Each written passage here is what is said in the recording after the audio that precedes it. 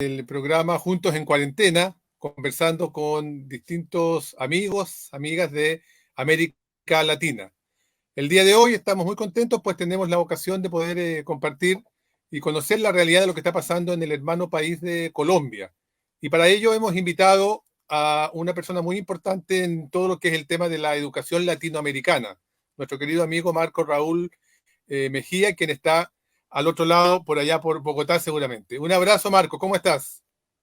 Bueno, un saludo para todos en Chile, recordando los días anteriores de que viniera esta pandemia, que estábamos en unos levantamientos en todo el continente, en 17 países del mundo, y los compañeros chilenos nos iniciaron mostrándonos el camino aún para gobiernos como los de la Concertación en el tiempo anterior, pero ahora también los derechos, los gobiernos de la derecha en nuestro continente. Y entonces un saludo a los compañeros chilenos, que no perdamos que después de la pandemia continúan los alzamientos con nuevas reivindicaciones y sobre todo con unas nuevas plataformas que se han hecho visibles en la pandemia. Exactamente, en eso estamos precisamente, Marco Raúl. Queremos conversar un poquito precisamente sobre ello. Tenemos por allí una gráfica primero de Colombia. Vamos a pedir ahí al director que le ingrese para hablar un poquito sobre tu país, sobre la realidad y lo que ha sido también esta pandemia. Bueno, yo creo que Un el balance asunto de la 25%. pandemia, ¿aló? Sí, sí, cuéntanos, Sí, dale. yo creo que el asunto de la pandemia no puede ser analizado localmente. Creo que hay un primer escenario que golpea la pandemia, y es el escenario de la globalización capitalista y el neoliberalismo. Y allí con lo que nos encontramos de fondo es la manera como el capitalismo globalizado, al construir sus dinámicas, la pandemia lo que hace es convertir, convertir el momento en el cual supuestamente era el momento más poderoso del capitalismo. La pandemia lo que viene a decirle al neoliberalismo es que es un fracaso. ¿Por qué? Porque una crisis sanitaria de un virus que en otras circunstancias, en donde siquiera existiera un Estado bien de una manera distinta, porque lo que colapsó no fue el sistema de salud, lo que colapsó fue el sistema de salud que había montado el neoliberalismo a través de las privatizaciones, y, y de lo cual no tengo que hablarle porque ustedes en eso diferente. Entonces digamos que el gran sanitaria se le volvió una crisis de salud pública, se le volvió una crisis política, se les volvió una crisis económica, se les volvió una crisis humanitaria y se le volvió una crisis del sistema capitalista. Entonces digamos que estamos en un momento maravilloso, y Colombia no queda exento de eso, porque las medidas que se han tomado son medidas internacionales, y son medidas internacionales que ya venían siendo empujadas en algún momento para esta transformación. Entonces, digamos que desde mi perspectiva, bienvenida a esta crisis, porque esta crisis nos coloca frente a nuevos elementos para releer el mundo, y nos coloca frente a unos elementos que requieren ser trabajados de otra manera, y nos colocan a los que estamos en los movimientos sociales con otras agendas. Entonces, además, en Colombia la manera de resolver la crisis se ha venido planteando con tres elementos adicionales. Un primer elemento adicional es que en Colombia nosotros tenemos un proceso de paz, y un proceso de paz que está concentrado en unas tres cuartas, en una tercera, una cuarta parte de los municipios del país, pero que además recoge un movimiento social muy fuerte de base indígena y de base campesina. Y tres, nos toma con también un movimiento social en la esfera de la pedagogía. Y es que aquí ha habido un movimiento pedagógico durante mucho tiempo. Colombia desde 1982, que organizó la resistencia al proyecto de currículo único planteado por IVA y del instruccionismo. En Colombia, todas las fuerzas progresistas, con FECODE, la Federación Colombiana de Educadores, construimos un movimiento pedagógico que ha sido referente. Yo he tenido oportunidad de ir muchas veces con el Colegio de Profesores. En su revista he estado, he presentado algunos artículos.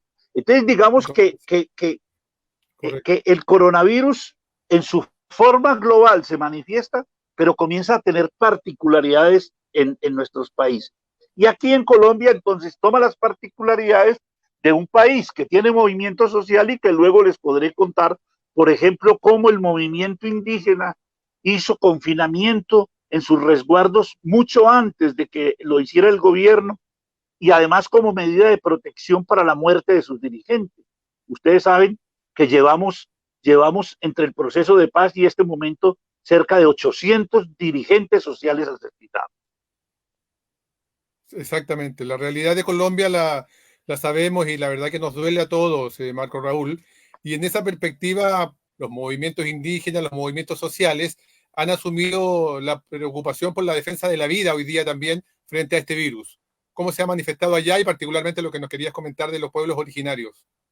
Claro, por ejemplo, nosotros tenemos unas organizaciones sociales indígenas muy fuertes en el sur del país, encabezados por el Consejo Regional Indígena del Cauca, que ha construido en todo este tiempo, por ejemplo, un proyecto de educación propia, en donde ha sido integrados sus saberes, sus conocimientos como parte de la educación, pero también ha desarrollado un proyecto de salud propia, donde la medicina tradicional cumple un papel muy importante y ha organizado ese sistema. Y ellos han trabajado las mingas. Las mingas es un lenguaje originario de este mundo incaico, en donde en alguna medida significa trabajo en común, agrupamiento del trabajo en común. Y por eso las mingas son el gran ejercicio de resistencia de estos pueblos indígenas. Y ellos han logrado en este periodo hacer unas mingas muy interesantes, porque han logrado, en cuanto tienen territorios en los diferentes climas, han hecho unas mingas hacia afuera. Se han ido a la ciudad de Cali a llevar alimentos a los barrios populares en donde se estaba aguantando hambre. Pero además de que protegieron su territorio de esto, ahora están realizando en estos momentos una minga, hoy precisamente una minga hacia adentro, una minga en donde han recolectado de todos sus territorios unas 40 toneladas de alimentos y han ido a la ciudad, ido a Popayán a cubrir a los sectores populares y a ver a esos sectores que tienen hambre. Entonces, digamos que, y hay diferentes expresiones. En la misma Bogotá, teniendo un gobierno progresista, las comunidades del sur de Bogotá han protestado porque la ayuda no ha llegado, porque es que en alguna medida ahí comienza toda esta conversación que hay que comenzar a tener entre lo global y lo local, que va a ser uno de los asuntos fundamentales para que luego planteemos los proyectos alternativos. Y ustedes están viendo, por ejemplo, cómo nos queda un fenómeno en el cual en estos países se aplicaron las medidas del norte, pero es muy fácil en Italia, en donde la mayoría de la población tiene un empleo formal y la otra población no tiene un empleo y tiene seguro de empleo, es muy fácil hacer confinamiento, porque los confinamientos, pero en América Latina el confinamiento, cuando tenemos en todos los países entre el 50 y el 70% de la población en el sector informal, no es lo mismo un confinamiento para alguien que recibe mes a mes un salario, sea por algún lugar, y tampoco lo es para alguien que tiene que salir en el día a día a ganar su alimentación. Por eso los casos de hambre que nosotros hemos tenido, por suerte, hay una explosión de la solidaridad y una explosión de la solidaridad de los movimientos, de los organismos, del vecino. El vecindario ha vuelto a resurgir en esto. Y creo que una de las cosas más interesantes que se nos vienen es ver cómo los lugares, el problema donde se ha generado ha sido los lugares donde la salud fue privatizada. Recuerdo que en España tuvieron que exigirle a los privados que recibieron a la gente que se muere. En Estados Unidos la mayoría de muertos son hispanos, son latinos y son afros. Y son latinos y afros que son de esos 29 millones de norteamericanos que no tienen seguridad social, de esos 43 millones de norteamericanos que no tienen salud pública. Entonces, digamos que nos encontramos con una tensión entre las dinámicas generales y las dinámicas particulares. Y quiero decirlo que también a nivel conceptual, porque curiosamente ha hecho mucha carrera el israelí Harari, que ha sido el escritor de moda y un escritor de moda con una visión a partir de su libro de Animales a Dioses y de Homus Deus, en los cuales en alguna medida se plantea un materialismo radical, pero un empirismo con la hegemonía del Big Data. Lo mismo que nuestro amigo Hu, el coreano, que todo el mundo ahora coloca como lectores de eso, pero vuelven a hacer lecturas desde el centro, vuelven a hacer lecturas que están leyendo nos están colocando otra vez una lectura eurocéntrica, porque en alguna medida Hu, siendo coreano, es totalmente hegeliano. Harari, siendo israelí, es totalmente formado en Londres y es totalmente empírico. Entonces es necesario que surjan también las lecturas nuestras, de nuestros contextos. Por eso cuento esto que está haciendo la experiencia del Consejo Regional Indígena del Cauca y experiencias populares, porque uno de los lugares centrales en este proceso es que el coronavirus nos devolvió a los espacios que habíamos abandonado, nos devolvió al hogar, nos devolvió al cuidado, nos devolvió al tiempo interior, nos devolvió a eso que les molesta a algunos, pero la espiritualidad que existe en cualquier dimensión de la vida, nos devolvió a un autocuidado. Entonces, hay una nueva agenda que ha sido colocado en esto y que tenemos que leer desde la perspectiva latinoamericana. Exactamente, y en esa misma perspectiva latinoamericana, Marco Raúl, desde la pedagogía también surgen distintos movimientos, distintas visiones y concepciones, y en una de ellas, por cierto, la educación popular es propia y particularmente también de este continente. Raíces y travesías de Simón Rodríguez a Paulo Freire. Cuéntanos un poquito sobre este texto que recuerda y retoma, digamos, el pasaje de grandes pensadores y grandes educadores como los que hemos tenido en América Latina. Bueno, ese texto está en el contexto de una disputa que hay hoy y precisamente ayer en un lanzamiento que se hacía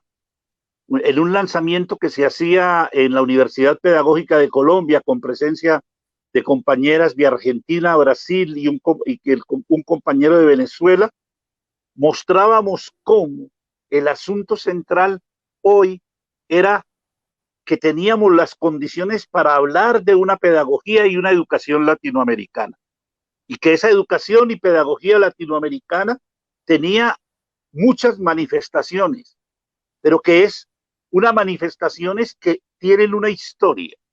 Y en ese sentido, entonces, planteábamos que también la lectura pedagógica, yo me pregunto, y insistentemente me han escuchado en muchos otros momentos y seminarios, me pregunto por qué en las facultades de educación no se escuchan a los pedagogos latinoamericanos, por qué no se reconocen. Yo conozco facultades de educación donde no se estudia Paulo Freire, y les pregunta a uno de los estudiantes si no saben quién es Paulo Freire.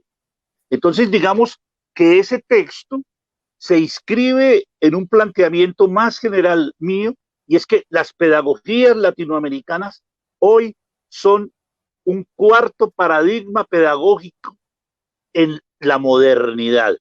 Y ese cuarto paradigma que está hoy al lado del paradigma francés, está al lado del paradigma alemán, está al lado del paradigma anglosajón, en su vertiente crítica, hoy ha construido un cuerpo conceptual para disputar la pedagogía. Y mucho más en estos tiempos de coronavirus. Y tiene un planteamiento.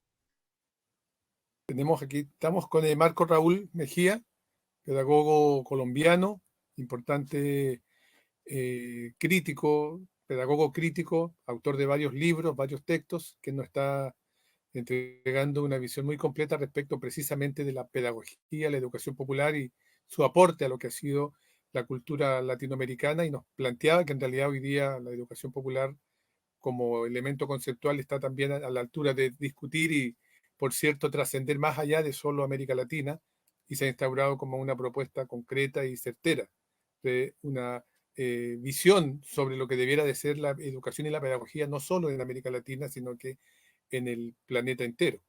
También creo muy interesante lo que nos ha señalado respecto de cómo el coronavirus y toda esta crisis sanitaria que hoy día vive el planeta, no solamente América Latina, el planeta, ha sido también una enorme oportunidad, y ha reiterado y ha afirmado cómo los movimientos sociales a lo largo y ancho de América Latina han logrado también experimentar y desarrollar espacios de solidaridad muy fuertes que permiten hoy día que en muchas partes de América Latina, y comentaba algunos casos de Colombia, es este irrumpir de los movimientos sociales el que ha llevado solidaridad, ayuda y apoyo también a quienes hoy día están sufriendo más con todo lo que está sucediendo en nuestro continente, y eso creo que es muy importante.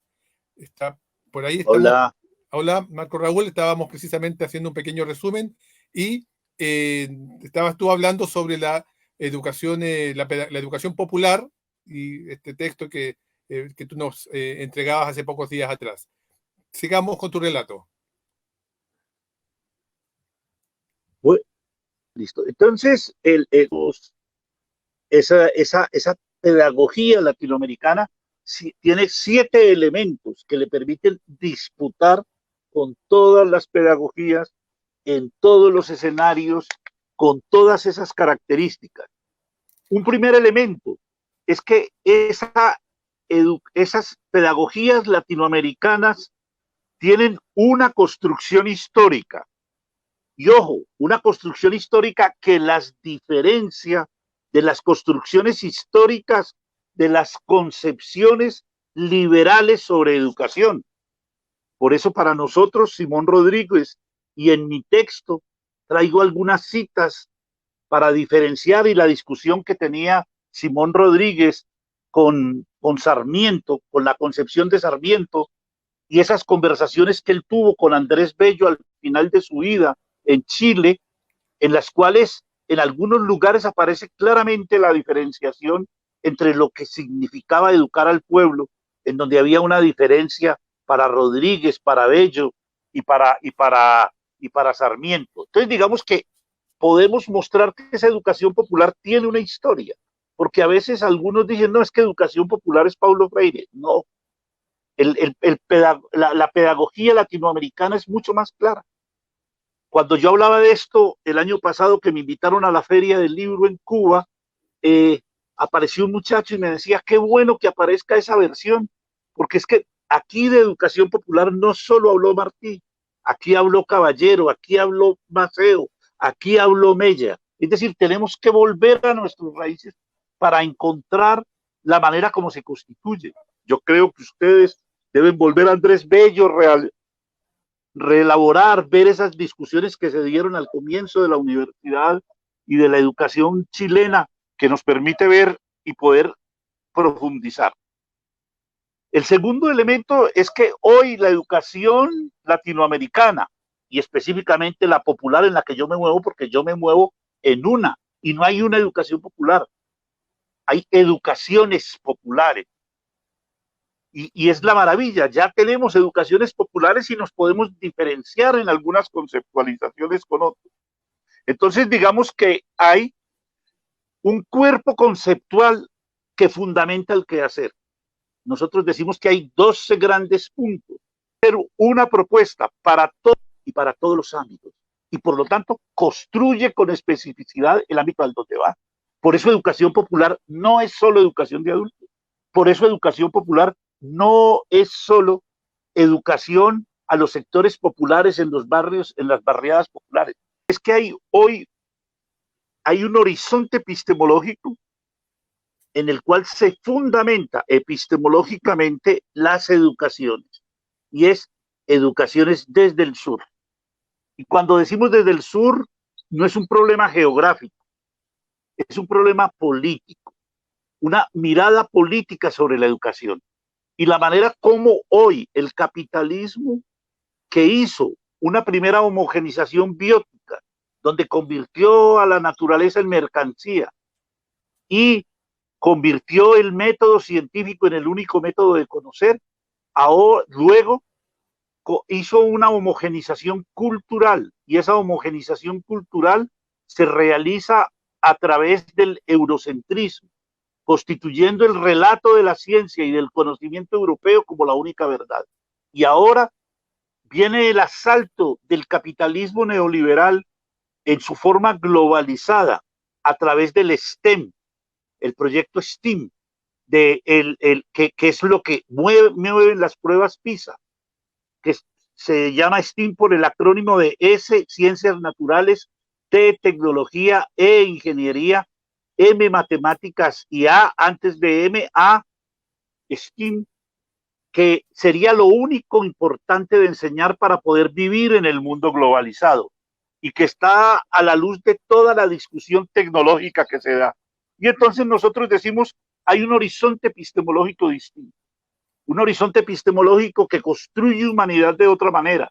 Y en ese sentido nos unimos con los pedagogos críticos de la vertiente anglosajona, como Maclaren, Giraud, como Curie de la francesa, etcétera, etcétera. Es decir, este sur es un sur que hoy construye un lugar epistemológico para evitar que la tercera homogenización, la de la educación, se dé a través de los aparatos y la tecnología. Cuarto, la educación es las educaciones latinoamericanas y la educación popular en específico tiene un planteamiento ético que interpela la mirada antropocéntrica, patriarcal y colonial. Y por eso, cuando trabaja ese horizonte epistemológico, no lo desliga de su aspecto ético.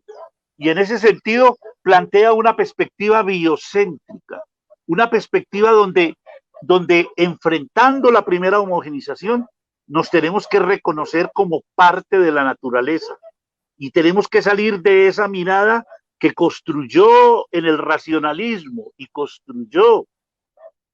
construyó en la mirada de el hombre, no la mujer, porque todavía no es mujer ahí, y como todavía no lo es, en esa mirada patriarcal del conocimiento, establece una ética en la cual, con un discurso religioso, el humano es el rey de la creación, y con un discurso biologista es el punto máximo, ¿de qué? De la evolución. Y entonces ahora nos encontramos frente a una mirada biocéntrica, que por ejemplo, soportado ya en un horizonte epistemológico del buen vivir, nos plantea que todo en el mundo es vivo y que hay formas de conocer que corresponden a múltiples elementos.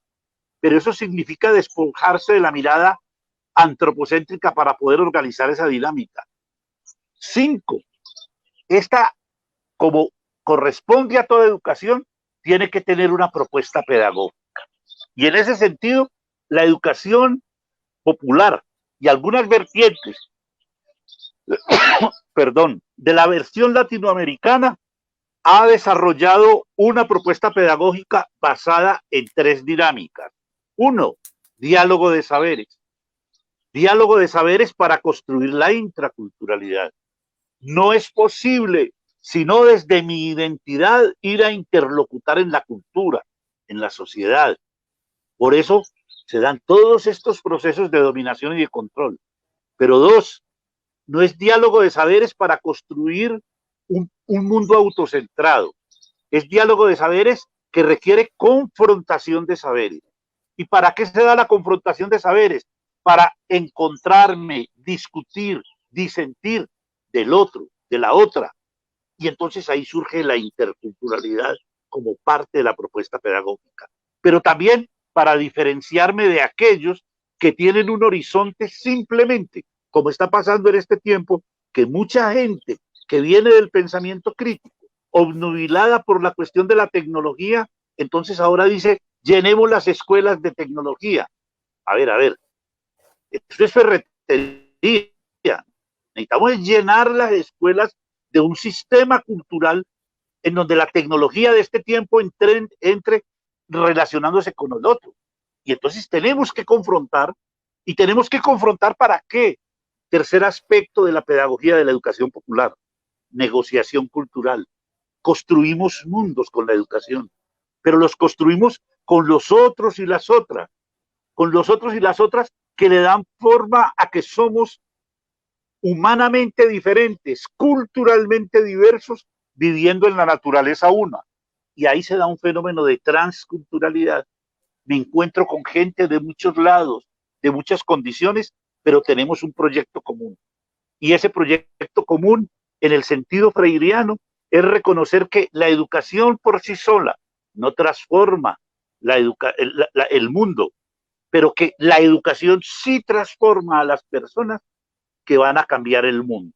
Y que ese, en el fondo, va a ser el gran proyecto. Sexto elemento de este acumulado. En la constitución de todo este proyecto educativo latinoamericano, fue un proyecto que no surgió desde la educación, sino desde dinámicas de lo que nosotros llamamos las rebeldías latinoamericanas.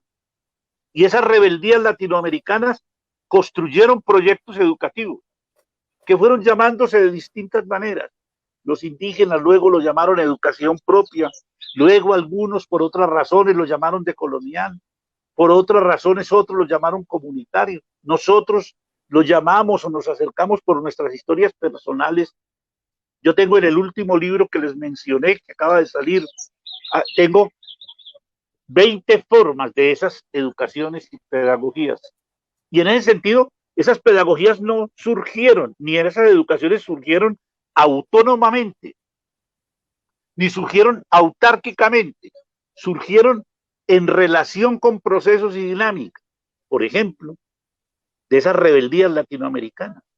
Y ahí está la comunicación popular, está la teología de la liberación, está la investigación, acción participante, está la psicología social latinoamericana, están las matemáticas,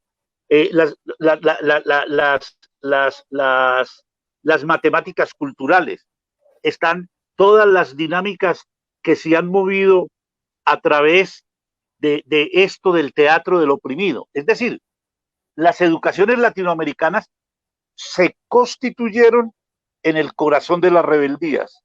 Y eso hace que su origen no sea autárquico, educativo y pedagógicamente, sino que nace en relación a la construcción de mundos y a la construcción de otros mundos.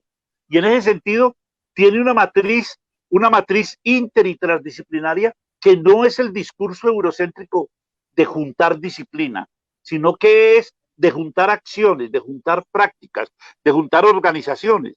Y en ese sentido, hoy, esas rebeldías están afincadas en los territorios, porque no fueron un discurso teórico, porque corresponden a infinidad de prácticas que se vieron obligadas a reflexionar. Y entonces la educación popular, ni ninguna de estas 20 formas de nombrarse que podemos mencionar y que lo pueden encontrar en mi libro, esas ninguna ninguna de ellas se legitima en sí misma, se legitima en los territorios y en los procesos. Y tenemos un último punto, el séptimo punto de ese acumulado, y es que fruto de la manera como mira, de esas epistemologías, de esas pedagogías, se han generado la necesidad de producir saber y conocimiento desde esos sujetos. Y por eso la subjetividad y la subjetivación va a ser, y la individuación va a ser proceso central a estos proyectos nuestros de educación. Y surgen educación, procesos investigativos propios. Hay 4 o 5. Estamos ahí con algunos locos latinoamericanos tratando de sacar un libro sobre cuáles son, que se ha ido convirtiendo en una serie, debe salir dentro de poco aquí en Colombia, y es, por ejemplo, la sistematización. Y la sistematización emerge no simplemente como algunos surge, al igual que estas formas de investigación, acción participante de segundo orden, o algunas narrativas, o la investigación oral que viene haciendo Silvia Mario Rodríguez en Bolivia. Todo eso ha constituido un corpus para hablarnos de que esta mirada epistémica de la investigación que ha ido surgiendo en América Latina y que Enrique Dussel nos iluminó en algún momento buscando las filosofías latinoamericanas y el mismo Semmelman, ahí nos han ido ayudando mucho y en este momento, por estar parados en hombros de esos gigantes, nosotros hemos podido avanzar. Y entonces estos sistemas investigativos son sistemas investigativos desde la práctica. Toda investigación lo que hace es leer la práctica desde un lugar. Y ahora entonces el lugar epistémico de estas epistemologías del sur comienzan a hacer la práctica y nos da y nos vuelve a la gente productora de saber y conocimiento. Y por eso el maestro y la maestra de esta nueva generación va a ser un maestro y una maestra que produce saber y conocimiento, que no simplemente es el maestro instruccionista, porque ahora la tentación con toda la tecnología al servicio de las transnacionales va a ser que el maestro se convierta simplemente en un adiestrador con aparatos, perdiendo toda esa vertiente de productor de saber, de cuáles son las condiciones en las que se hace, pero necesitamos recrear y refundar estas condiciones para hacer posible que vamos a ser productores de saber y conocimiento. Entonces digamos que hoy en América Latina nos paramos con esos 7 puntos y nos paramos para discutir frente a las miradas eurocéntricas, también de compañeros críticos, porque a mí me parece, lo decía yo ayer en un foro en la Universidad Pedagógica de Colombia, decía, es que es muy curioso que uno se encuentre gente que viene del pensamiento crítico europeo, que fue formado allá o en Estados Unidos y que no reconocen nada de este pensamiento latinoamericano y los consideran como si nosotros fuéramos menores de edad. Y lo que trato de mostrar con estos 7 puntos es que aquí estamos para la discusión, aquí estamos para disputar el proyecto desde nuestra identidad latinoamericana, pero sobre todo desde los pobres, desde los desheredados, en un continente en donde las desigualdades son mucho más profundos. Y el gran horizonte ético de la educación popular, por eso ella hoy se da para todos los ámbitos. No deja ámbitos, desde la individuación, como nos la está mostrando el coronavirus, hasta la tecnológica, como también lo está. Y ahí hay que elaborar propuestas desde estos 7 fundamentos. Y entonces digamos que estamos ahí para construir las propuestas de esta sociedad y no dejar que la crisis del coronavirus sea simplemente asumida y direccionada por el capitalismo transnacional de las grandes tecnologías. Bueno, Marco Raúl, realmente muy interesante, siempre es un placer conversar contigo. Nos gustaría, esperamos una vez que termine toda esta situación, poder tenerte nuevamente acá en Santiago. Sabemos que has venido en varias ocasiones y sería muy interesante poder debatir, generar este diálogo de saberes, como tú señalas, a partir de lo que estás trabajando y están desarrollando ustedes allá en Colombia. Estamos ya concluyendo, en honor al tiempo, yo quiero agradecerte en nombre del Colegio de Profesores de Chile Hay personas de distintos países de América Latina que están conectados y por ahí nos están mandando algunos mensajes. Desde México, los amigos de México te mandan también muchos saludos. Y agradecerte de verdad por esta riqueza, agradecerte por toda la conceptualización, pero además sabemos que se traduce también en una práctica permanente tuya ahí en Colombia, como también en otros países donde hemos podido compartir por allí más de algún espacio en conjunto. Así es que muchas gracias, Marco Raúl, y tu saludo de despedida para los amigos de acá de Chile y también del resto de América Latina que nos están siguiendo.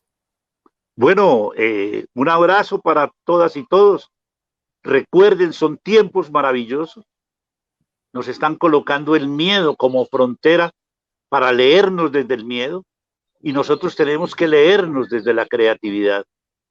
Porque el capitalismo se dio cuenta que su escuela estaba en una crisis profunda y que su proyecto de educación en casa lo podía realizar a través de las tecnologías y está aprovechando el cuarto de hora del coronavirus para meternos todo su proyecto de educación en casa, de la cual su representante más clara es la señora Betsy DeVos, ministra actual, secretaria de Educación de Estados Unidos, y entonces, de donde su familia se hizo rica haciendo esos programas de educación en casa.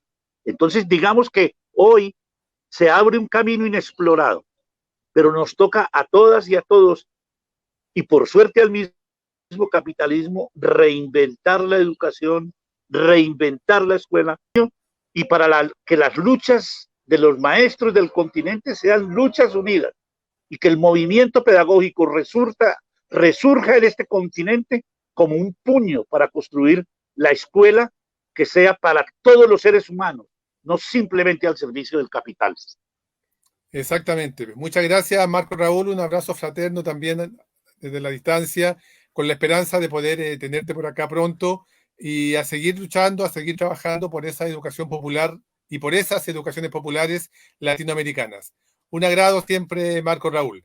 Nos encontramos, hemos concluido, nos Un abrazo. encontramos la próxima semana en Juntos en Cuarentena con otro país hermano latinoamericano para que nos cuente su realidad sobre la educación, la pedagogía y lo que se está viviendo en estos momentos. Hasta la próxima.